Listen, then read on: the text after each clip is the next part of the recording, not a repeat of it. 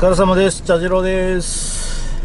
シールプリントの準備できま準備できました。はい、3サイズ用意しました。大中小ローソンのコピー機でプリントできます。ちゃんとシールになってますよ。貼れます。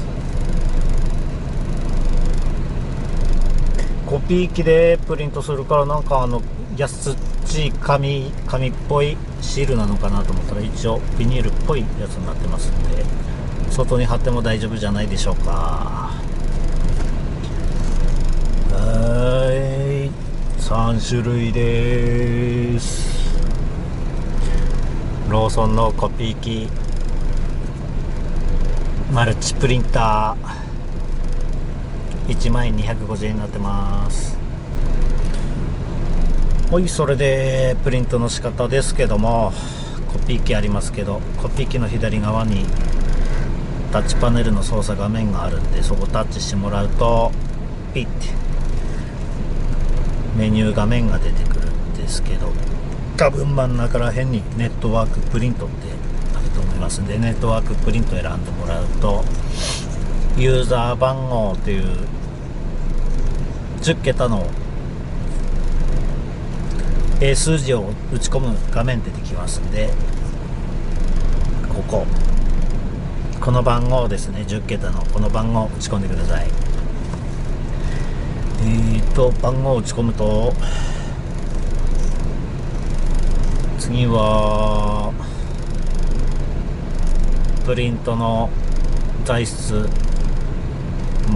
シール紙っていうのを選んでもらえればこれです。でその後は真四角プリントを選んでもらって、その後でこの3種類出てくるんで、どれか選んでもらって次へ進みます。そうするとスクエア選ぶとこれですね、この真四角のこのサイズ